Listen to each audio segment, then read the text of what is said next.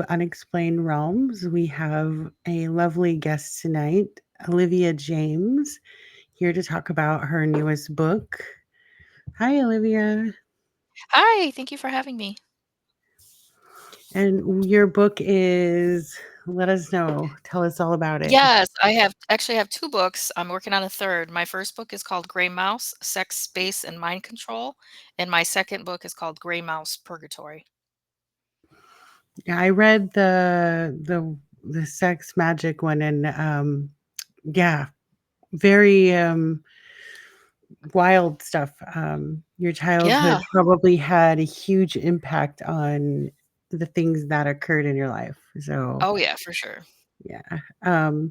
What being that you came from such a difficult childhood, what brought you or inspired you to share it in a book? Like, Um, there's a couple different reasons why. I mean, obviously, the biggest one is to get this information out because if I don't allow this information to be out to the world, then that means the rest of you are gonna remain in the dark about what's really going on behind the scenes.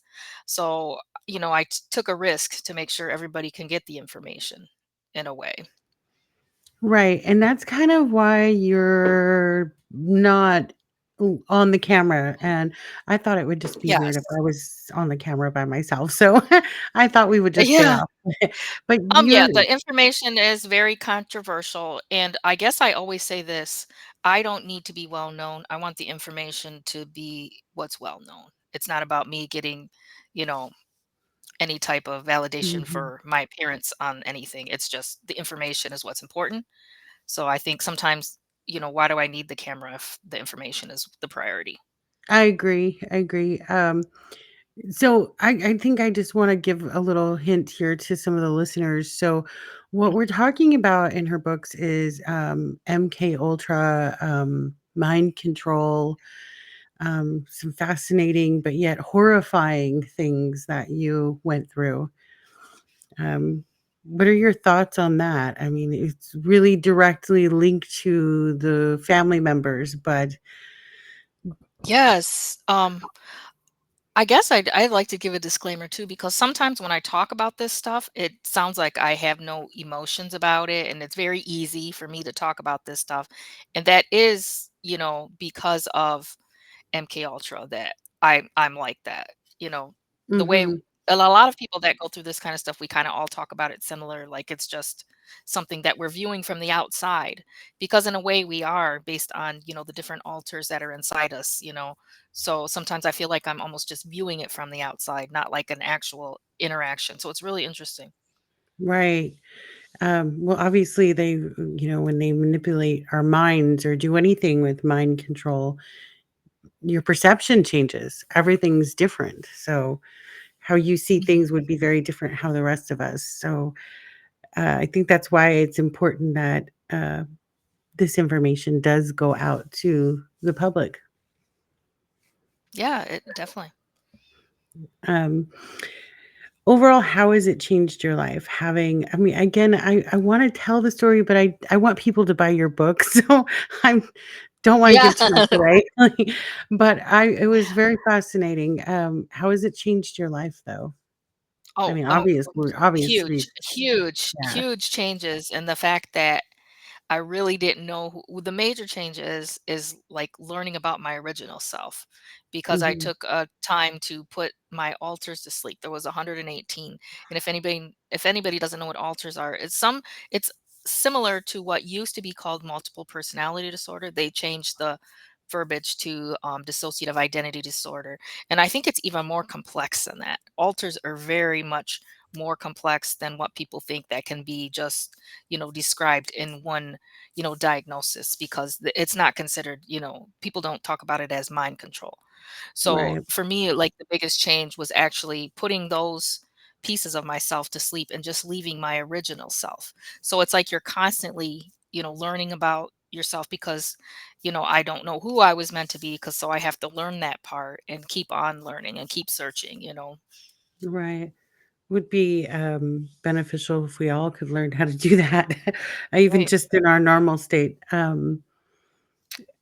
What do you so with MK Ultra, obviously, I'm aware of what it is, I'm aware how it works, but a lot of people have this misguided thought about it. You see the TV show Stranger Things where the young woman had something to do with MK Ultra, and then all of a sudden she can come back and move things with her mind. And Yeah. so tell us, like, how do people really distinguish the difference between what is real when it comes to stuff like this? It was strange for me to be a normal person and then to find out I could do things that most people in the world can't do. And to me, Right. that was strange, and Mhm. I felt like really kinda, like, on the outside of people, of Mhm. regular society, because why am I the only person that does this, and it's really I don't know, it was really strange to, come to terms with the fact that I something happened that I mean, I obviously think that I had an innate ability, but Mhm. whatever happened in that, psychiatric hospital, what they did to me kind of brought that out and enhanced it. It allowed it to grow huge, and through like, different mind control techniques, they were able to suppress that again. So being able to open myself back up to that, it was very scary at first. And now that, and it took me a few years to be more comfortable doing that type of thing. And like I was going to talk about, how I do hosting and some type of it's almost like a form of transmediumship. So that was something that I learned I could do, and I didn't know. And I'm getting into all these other things, learning all these other things I can do, like side remote viewing, astral travel, bilocating, things like that, things that you would never think that any normal person could even do. But it's been, like, such a journey, and I usually have a lot of witnesses to it. I really don't do it often on my own, because I think it adds more to the value if I have somebody there that, is, kinda with me while I'm doing this and, recording it and everything like that. So, Right. So I think I read recently that, normal humans only use a certain amount of their brain power.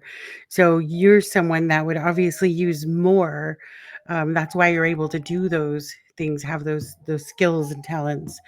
Do you actually record or those sessions when you yeah, do, we I usually do. like, I for usually work example, hosting?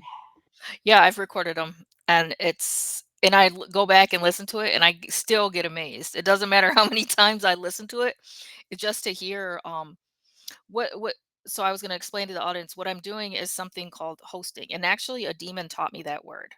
I didn't know what I was doing. I have no idea. I was working with a hypnotherapist, and I worked with probably like 5 or 6 of them. I thought that that would make it more valid. So, cuz sometimes people think that if, they suspect, that somebody's guiding you to say all these things, and definitely that is not the case. I mean, I worked with several, like 5 or 6, like I said, for that fact, so I could show that this is me doing this. This isn't just, a person. This is me, and it's recorded. So I can listen back to what was said, and pretty much nothing is said. I'm running the entire thing. And sometimes I'll be in shifting, states of consciousness for upwards sometimes 5 hours.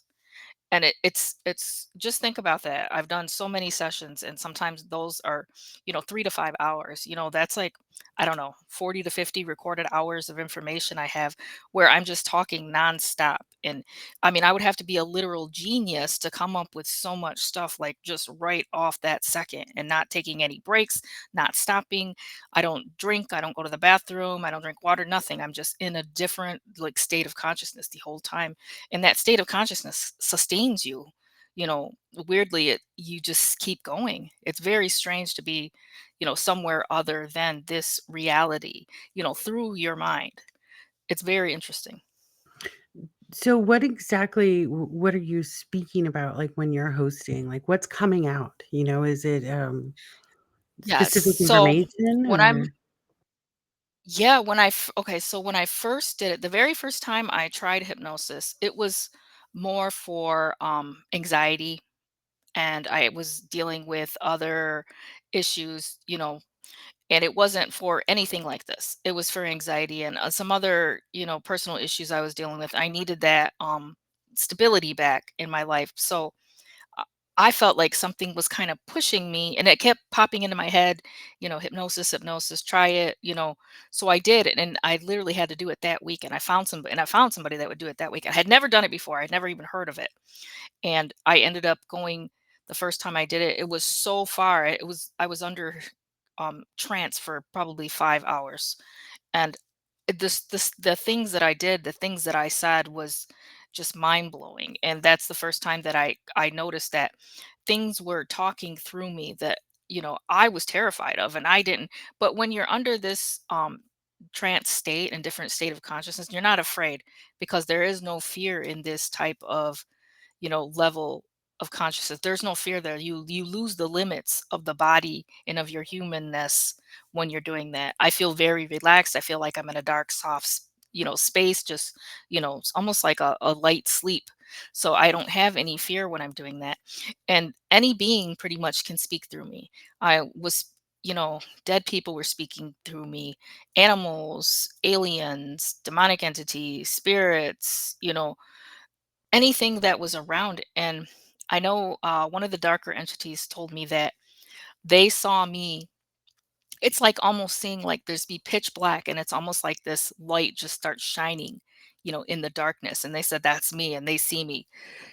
And it's like immediate. As soon as, like, sometimes the hypnotherapist will be just barely counting down, 10, 9, and I already have something just waiting, within my personal portal to just speak. It's already there.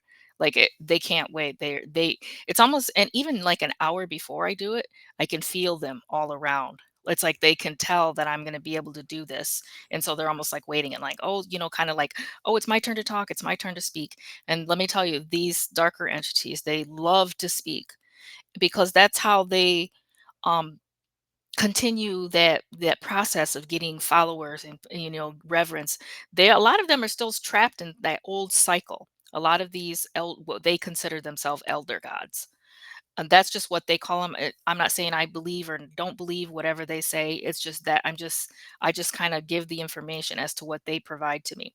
And they're saying that in the beginning, there was a barrier placed where they can't come freely anymore. So they have to be invited in. And they said that's where that old vampire legend comes from. They said it's not from vampires, it's from them, because they do need to be invited into your space. And so they constantly are waiting for someone to call out to them. And people do call out to the darkness all the time. They call that a heart call and a beckoning. And when you do that, that means that when you're letting them in, they can they can take over your body if you allow it, if you're saying yes. And that happens all the time. And Yeah, how I know that oh, go ahead, I'm sorry. I've seen we've done episodes where we've told stories about possession, and in a lot of the stories there are people calling out to it, or they've opened themselves to it. So that's generally Yes. why they became possessed. What is the difference between hosting and like a medium, somebody that can, because mediums can also not only just communicate with spirits and ghosts, but also demons as well. And it's definitely different than communicating. I'm not co I'm because that's what I learned. I'm not communicating. They are inside me when they're doing this. They're taking over my body. So they're behind my eyes. They're using my mouth. Their mouth is my mouth. We're connected. They're inside me. And when this is happening, I'm very relaxed. It doesn't hurt me. And it's basically an ability I have. I wouldn't recommend it to anybody else. Don't try this, because it's something only that I'm doing myself, and I don't think a lot of people can do this without being psychologically or physically harmed. It's Right. just an ability I have. And what I was going to say is that the reason why I know, what possession is, and is because of a past life I had. And I found out about this past life through my hypnotic regression work and other conscious recall. And it was in ancient times. And when I'm looking at myself, all I see is red. So I presented myself as energy, because it's much easier to travel that way than physical. And it's so hard to become physical as a dark entity. It takes a lot of effort to be a physical being. That's why they don't travel that way often. You can feel their energy when they're in your presence. You can feel it. but, a physical form is not their, preferred way to travel. So when I was a dark entity, I was what they call a dark jinn. And when I was that thing, I was more like energy, and I would look for someone to prey on pretty much. I would be, maybe find somebody walking in the desert and try to sneak up on them and kind of scare them. And kind of like it starts as an oppression like that. You kind of, scare them a lot and get that energy flow building and that connection building. And you keep doing, things to scare them until they finally kind of like open up to you and let you in. And that would be my goal as a darker entity. I was trying to, take over. And once I did take over, I would pretty much blow up their life, whether I would, make them harm themselves or, harm something else or destroy something, that was what we did. And I considered myself more like a parasitical entity, like a virus, because I said that I traveled through the bloodstream. So when I got inside, it was more my way of traveling is in the blood. So there's something very special about the blood that particular darker jinn were attracted to. And what I know is that the jinn said that, they have a strict hierarchy in the dark side. And that's, if you, there's like a I don't know, like somebody that's kind of like higher level, an elder god maybe, if you disrespect them, it's taken very serious. So when they come through and they're speaking through me, if somebody argues with them, they take that as serious disrespect and they'll argue and fight and threaten. If you just usually now that I've learned to just let them speak their mind and then they'll leave, it comes out pretty much easier like that because they do want to talk about their lives, what they want, who they are. They're very much in that realm of thinking that they're kings still and thinking they still want to be, ritualized and, they want people to pay reverence to them and make sacrifices. And there's not a lot anymore that I've heard of that do like these, physical sacrifices just because of the risk and how expensive it is and things like that.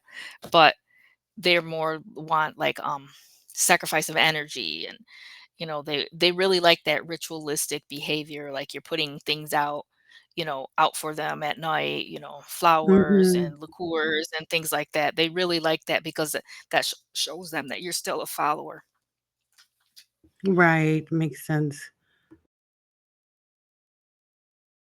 And other abilities beyond the hosting, what else is there that you're able to do? They're very fascinating things that you have the ability to do. Yeah, there's a lot of different things. So I was gonna oh, excuse me one second.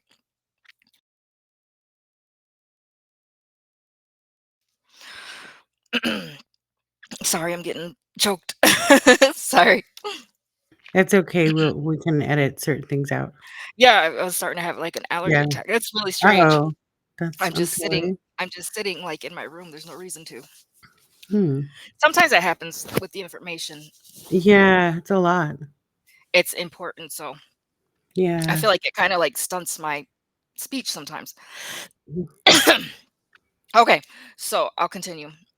Okay. So some of the other abilities that I was learning about is by location, astral travel, and something I call remote viewing, because a lot of people do remote Mm, viewing, and they use a more scientific process for their remote viewing. They're, choosing coordinates, they're following, like, a scientific method. What I'm doing is like side remote viewing. So I kind of mix it because it's more of like a psychic ability and right. it's and I'm recently just learning how good I am at it. Honestly. So I'm mixing it's almost like mixing remote viewing with the hosting. Wow. Well, So that would be interesting. yeah, so I'm finding like this mark in my mind of where I want to go. And sometimes I don't even do that. It's like my higher self knows where to go. Sometimes I don't. Like my just sitting here I don't know that I need to travel to a certain place, but it will pull you. Whatever is inside me pulls me to where I need to go to find something. So Mhm. it would be like actually like leaving your body, traveling there, by locating. So I'm here in the bed, but I'm also in this place. So it's not just viewing that I'm there. And I did view this one, what I consider like a handler, my handler. I wanted to see him because he had been causing, so much trouble and illness in the body. They do cause a lot of illness in the body because they don't want us to speak about this and tell people about this. So part of their Mhm. job is to stop us from doing that, stop assets from Mhm. talking about this and giving people this information. So I went to view him at his home, and let me tell you, it was so interesting. I was so close to him. I was standing right behind him. I was so close I could see the hair curling, at his, shoulders, the where he was sitting. Mhm. And what I thought was strange is that there was a woman in his room where he was, he's these handlers are like people, the guys behind the computer chair. They're computer people, the remote handlers. They're not doing anything outrageous. They're just using a computer to do this work. And I saw in his room there was a woman there, and it was his grandmother. She was dead, and Oh, she could see wow. me, and I could see her. So what I found out is that I was using the ghost dimension to travel that.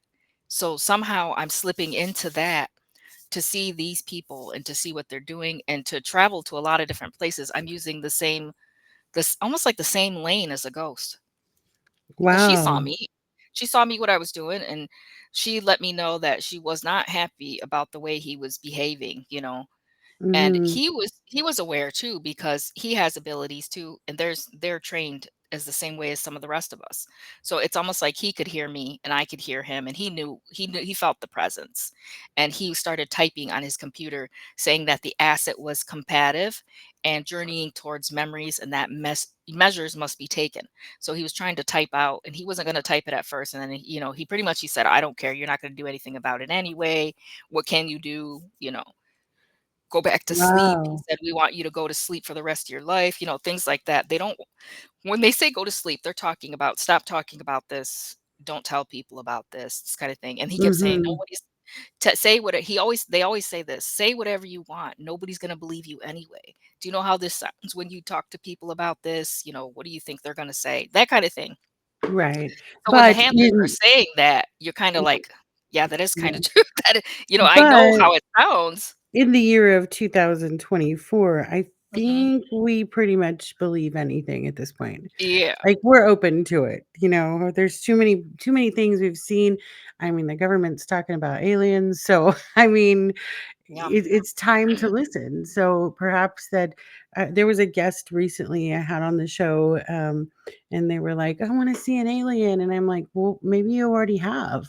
Just Yeah. because they don't come out looking like the little green guy that you're, imagining, doesn't mean that maybe they look like you. Maybe they walk the earth just like us. You just don't listen to it because you're hearing the person say I'm an alien. You're like, "Oh my God, you need medication. Get away."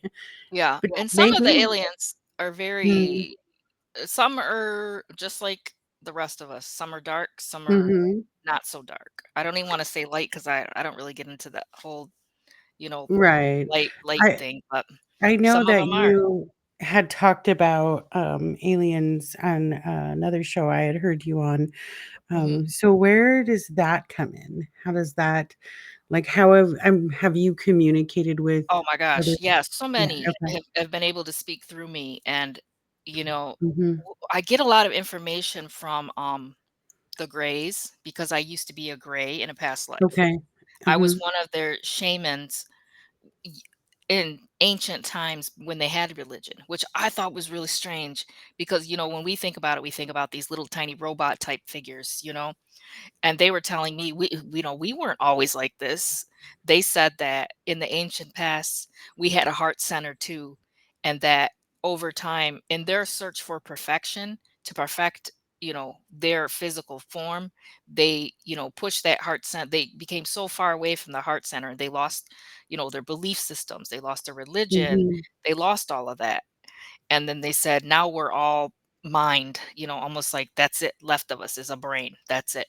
So, they lost their emotions, they lost all that. They said they were more human like in the past. And, they even lost their, specific types of reproduction they had, everything. Wow. And they said now they're creating these hybrids that are a mixture of grays and humans. And they have this really cute word for them. They call them Mhm. oblinis. Oblinis. Oh, It that's it's interesting. really yeah, it's a cute word. It's called a bleenie. They call the Hmm. hybrids bleenies, and they're saying that that's the future of their race is these hybrid children that they're creating, and they said they do admit that they have done things, but what and I'm not, saying that they haven't done bad stuff. I'm just saying Right. what they told me is that, they did it because our government allowed it. They said, "Yeah, Mhm. we did do those things because we were allowed to. We had specific permission to do this," Right. So And and th I'm not this surprised, yeah. yeah, and what I think is weird is that they say we give consent by electing people. They said, "You elected these people to speak for you, did you not?" And I'm like, in a way, I guess I can see what they're thinking. Since we elected people, we're electing them to speak for us.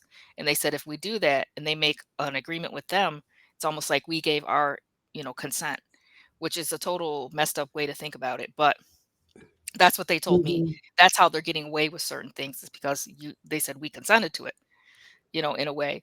So that was some of the interesting things I saw, from them is that, how they had a different type of life.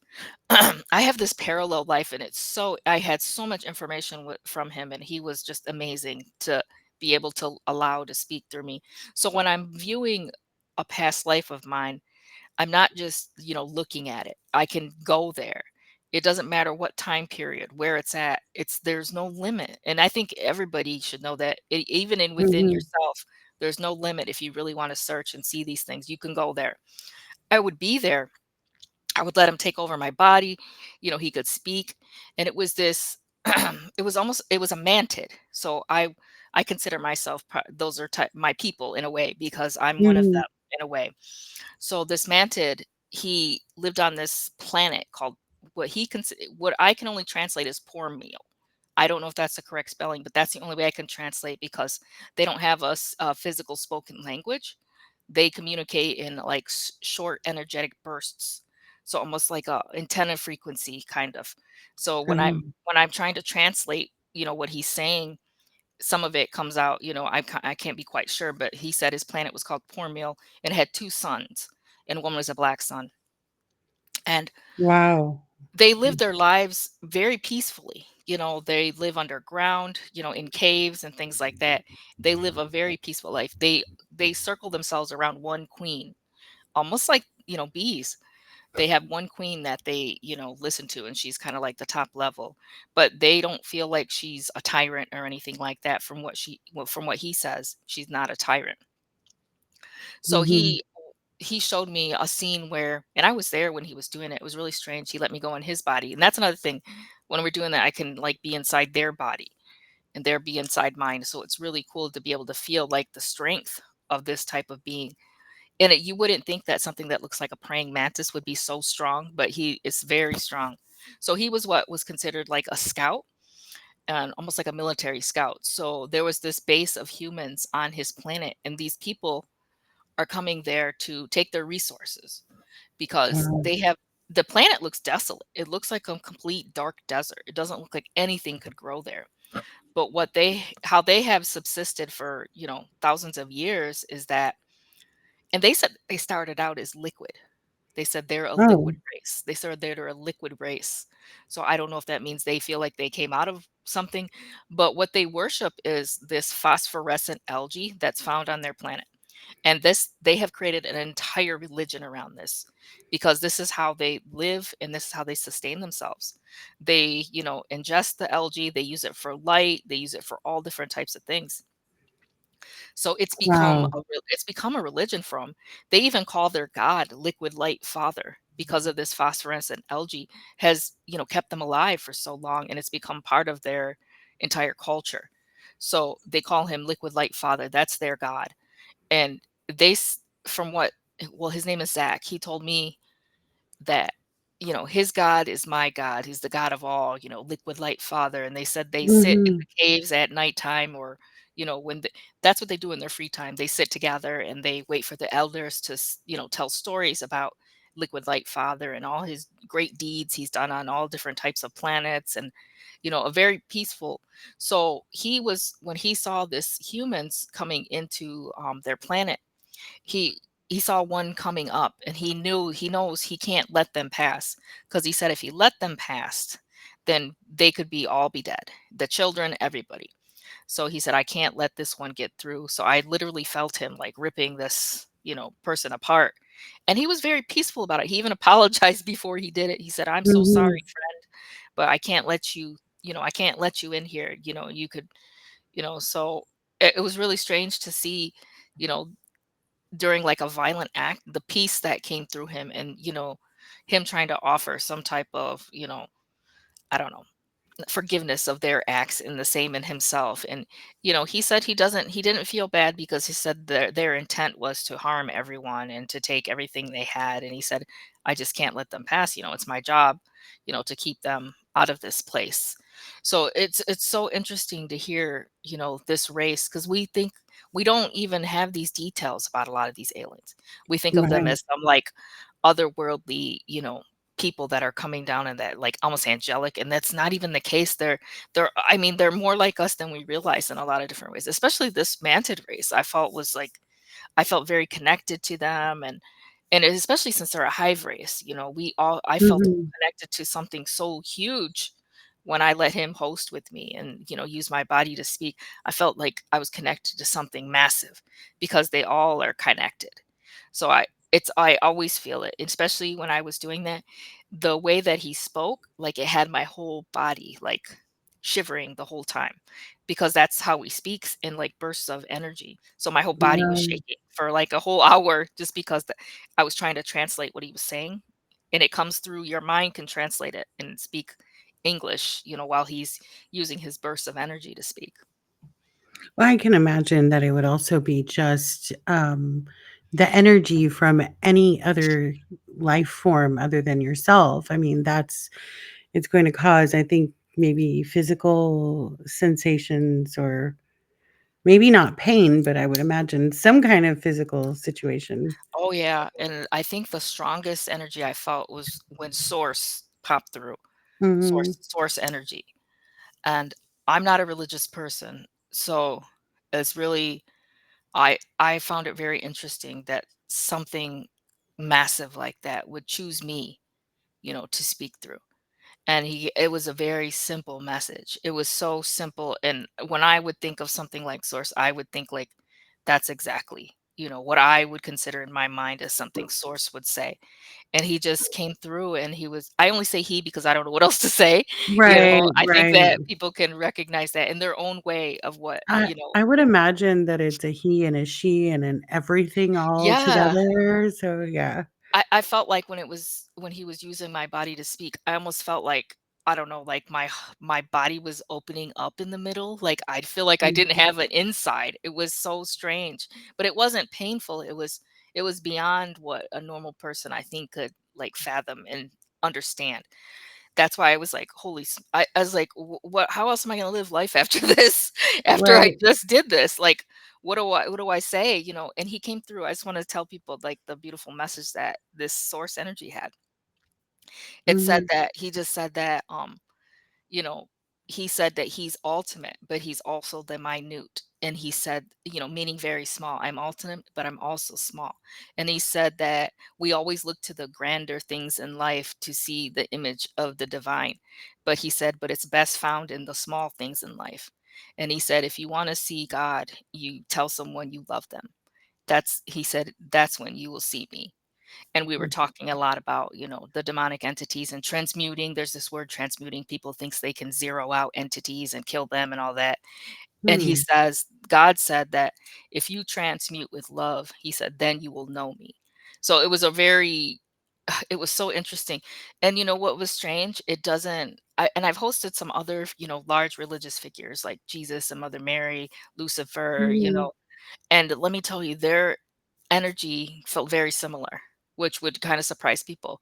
Like the energy from an elder god like Baal or, Bilal or something like that, those darker energies did not feel Mhm. very different from somebody like Jesus or Mary. Wow.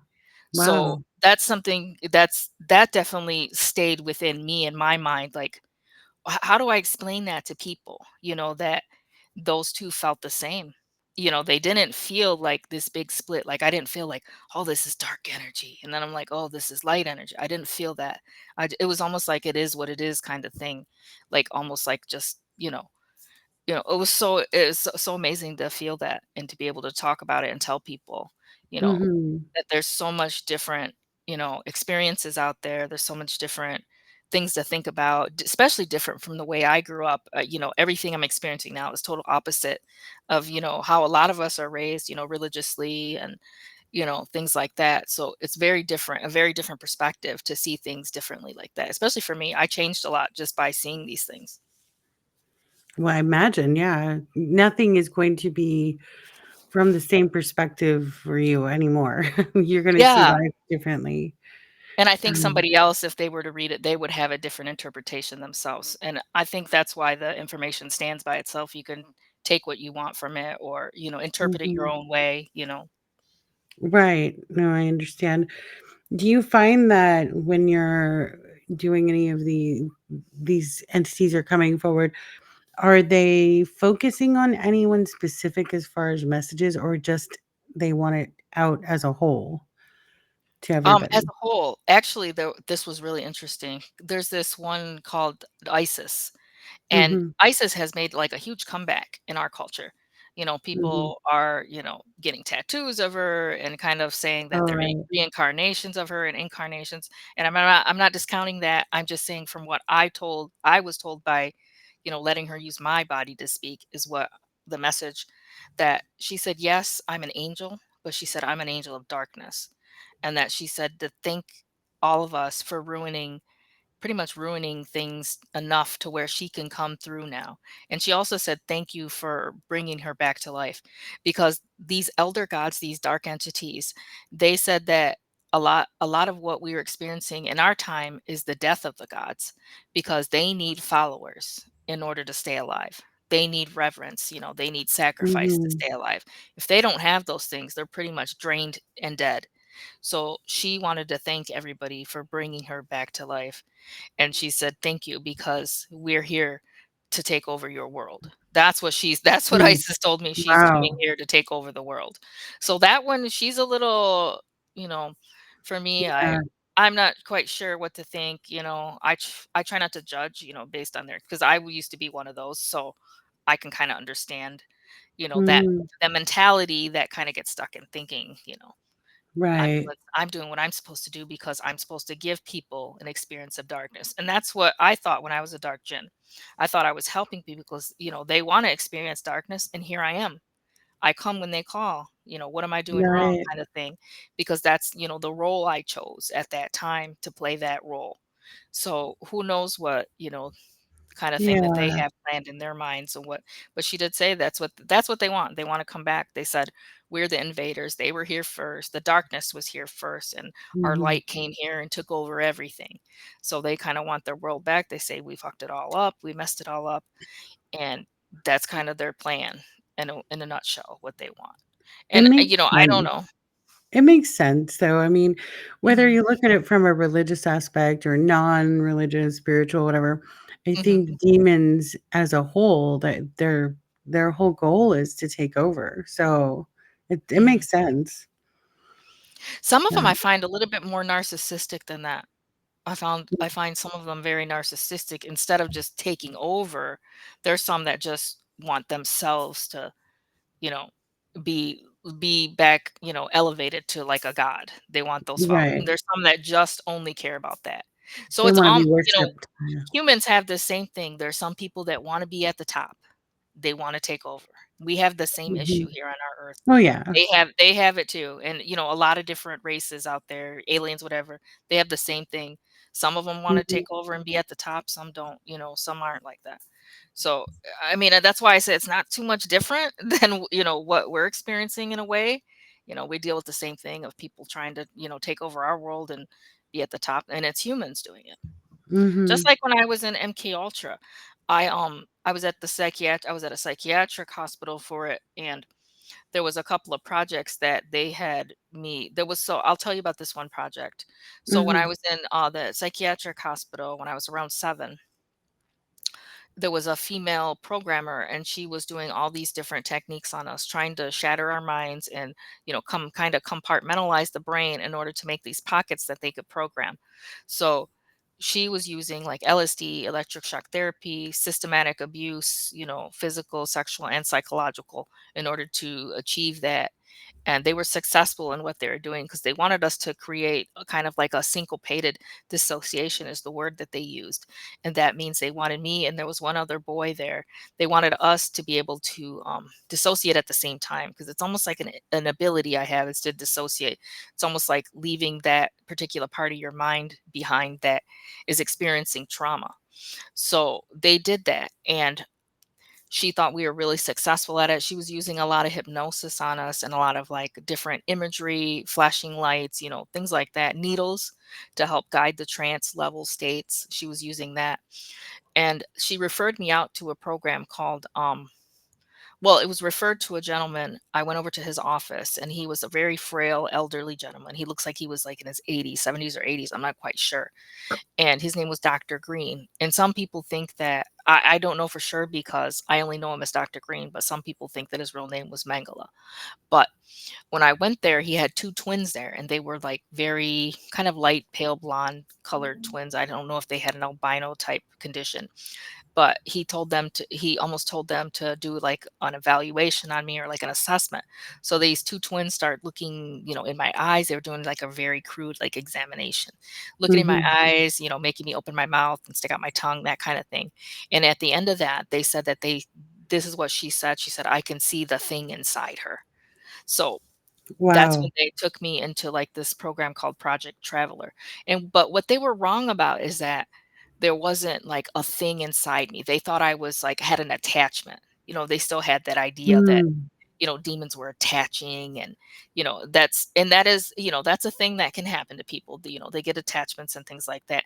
But what they were wrong of is that they thought that my past as like a jinn was an attachment. It wasn't. It's just who I was because I can't erase it. And it's in my cellular level. So it's in me. I can't erase it. And just like anybody else, I don't think you can erase your past lives. Oh, no, I So, don't think so, yeah. so I had what they considered something to be used, and they want to harness that energy because there's power in the dark side, whether people believe it or not. There's power behind it. So they were trying to harness that and make it measurable. They wanted to make it into like a scientific experiment. So Mm. one of the things they were doing is they had this sensory deprivation, but it wasn't in water or anything like that. It was in a dark room. They had me sit in a chair and they hooked me up to an IV. And I don't even know how many days I was there because they wanted me to go in trance the entire time so they could measure, different things while the entities were inside me. So, taking different measurements of, body functions, that kind of thing. So there was no Wow. food or anything like that. And remember, I'm just a little kid. So Yeah. what was very conflicting to me when I was looking at the scene is that, you know, these humans were torturing me, humans. And then these entities that were inside me were taking the time to make sure I didn't die. They were sustaining me.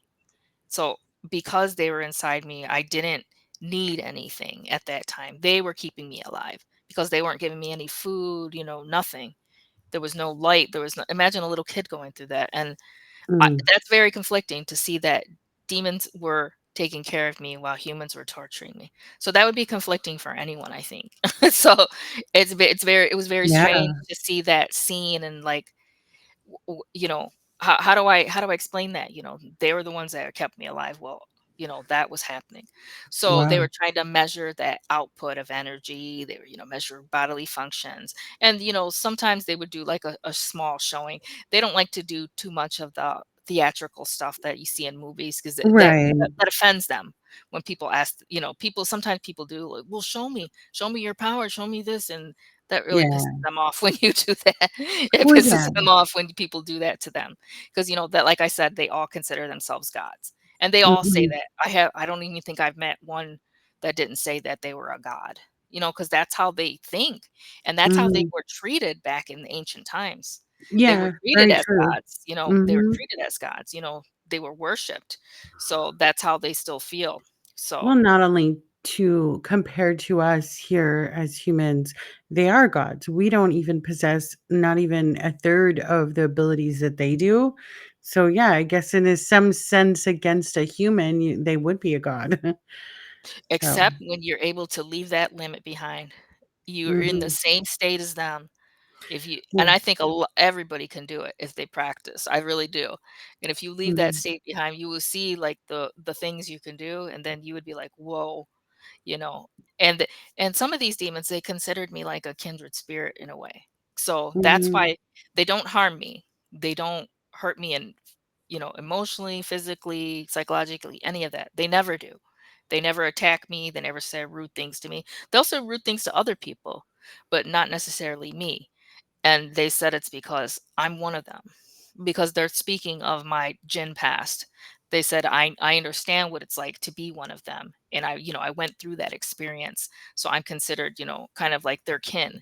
So, Mhm. and they know that I know the rule about respect and the hierarchy of the dark side. So they think I understand that. So they know I won't like say anything rude to them because I know They how have disrespect. some I know that they take that seriously. there's some mutual respect back and forth there, yeah. Oh yeah, they hate that. They hate like anything, and especially if one of the jobs that I was tasked to do when I was an adult, a young adult, is there was a company that was contract, and it was never anything I had a choice in. It was all forced. You're always forced to do these things. They had us contracted out to like some of these families. I consider families, I don't know, people would consider them like, kind of like rich elites Mhm. or something like that. So one of the families, I went to their house, and what they wanted me to do was this. They wanted me to host for them. Oh, wow. So it would be me, and sometimes there would be another person there, maybe a gentleman or, another lady, whatever. And they would have us lay down and do this hosting for them because this one family that I had to work for was they had found their own they call it a personal daemon. That's the word they use. They don't say demon, they say Mhm. daemon. They say daemon. So they had found this in, I think the time frame was like 1536 or something. It was something that had been passed down through their, bloodline, their generations, that they had this connection to this being, and this particular being was Bacchus. So they're almost like a cult to him. So Wow. when they had me there, they wanted me to allow Bacchus to enter my body, because they had this very big plan to, meet their god in a way. And so I did that for them. And when he was like inside my body, I remember trying to get up and walk, because they wanted me to eat dinner with them. Isn't that the strangest thing you would think of? That is But kind of different. it almost felt like my each leg was like, I don't know, 100 pounds, just the leg, just trying to, I was like trudging. It almost felt like I was trudging through mud trying to get to the table. But it was felt heavy. That energy he brought was so heavy. I was trying to walk around with it. But when we sat at the table to eat, I wasn't, I don't think what they expected. I ate like an animal because I wasn't myself. I was letting something else take over, and he didn't know how to be a human. He was eating like an animal, Wow. and he was just experiencing the physical, shoving all this food Mhm. into his mouth, and just it was disgusting. So, Wow. and then Yeah. they kind of he felt disrespected in a way because they were asking him silly questions like, well, how's my business going to do this year? How is my husband cheating on me? Think, oh, he did not like that at all. He felt very disrespected, and he is not happy with his followers and their ways, because he said they've fallen off in a way, and he's thinking of kind of dropping them as followers. I didn't even know they could do that, but he said, I don't want anything to do with them if they can't get themselves together. And it's really strange to hear him talk like that, you know. And he says it in his like demon, very formal kind of demon language. They speak very formally at times.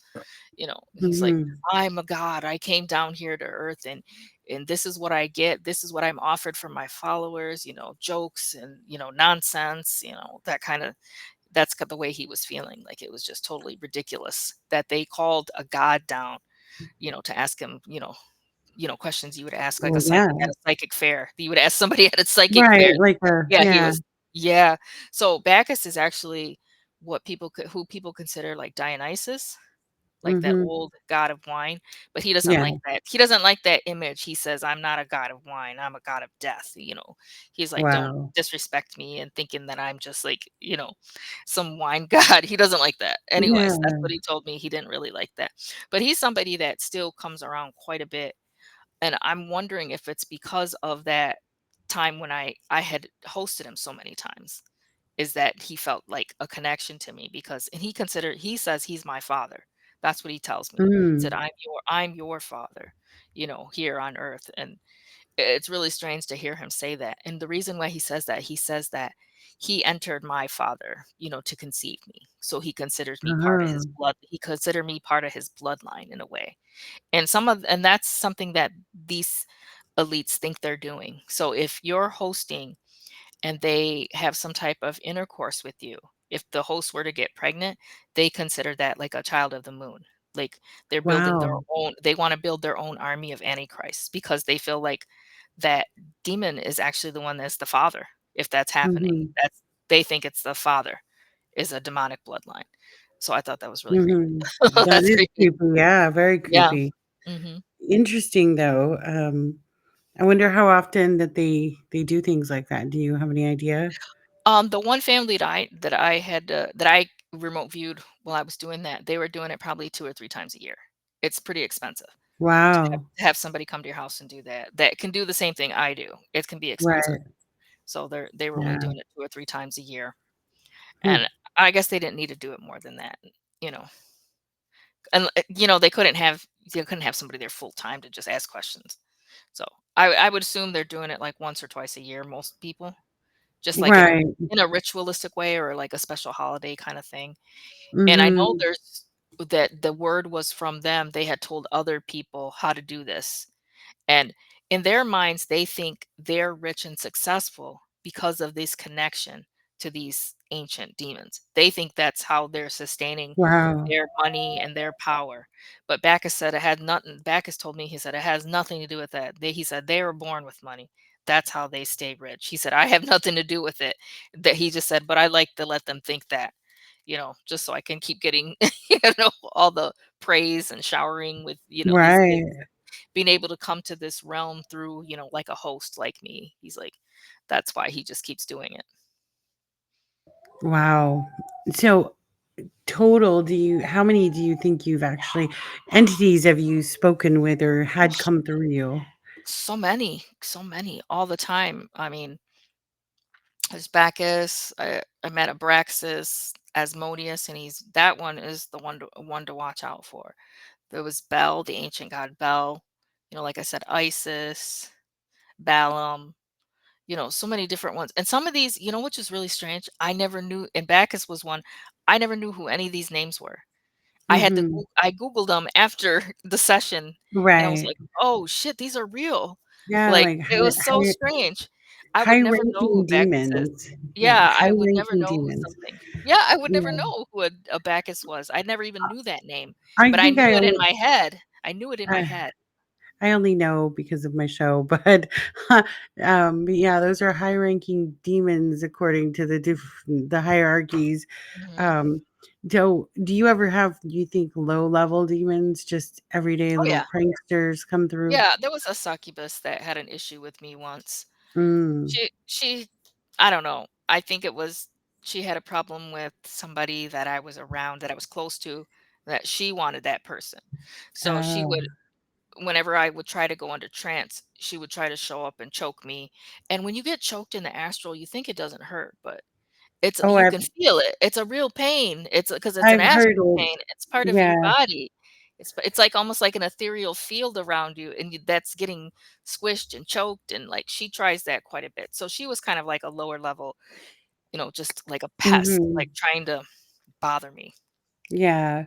No, you definitely would feel on the astral plane. I mean, you're still you. Yeah, Yeah, that would be I've had terrifying. somebody like almost materialize on top of me and bit my astral arm. Now that was trippy because I Wow. felt that. I was like, that was creepy. It was like a witch. She kind of materialized on top of me when I was laying down trying to trance and bit me.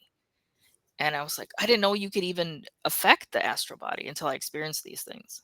I've heard people, just in normal astral projections, like, running into something or whatever, and then when they wake later, they are actually injured. So, Yeah, it's really yeah. strange to see. Mhm. Or you're Yep. tired or you're feeling, whew. I met some Mhm. other I tried to remote view a base on Mars, and it was so important. I wanted to see all the information they had there. When I got there, they had what I consider like a counter remote viewing team. And there was Mhm. about 5 of them. And they were just like, "No, we can't let you in here. Sorry." And they're humans, but they do the same thing I do. So there's a team of Right. them. So how they were able to push me is that they put it in my mind that they were all hitting me with bats. Oh my goodness. And I felt it because it was real energy there, because they're pushing out they're expelling their energy at me, Mm. and so it really does. And while they're pushing the image in your mind, if that's what it feels like. So it becomes real in that when you're traveling there, it becomes real.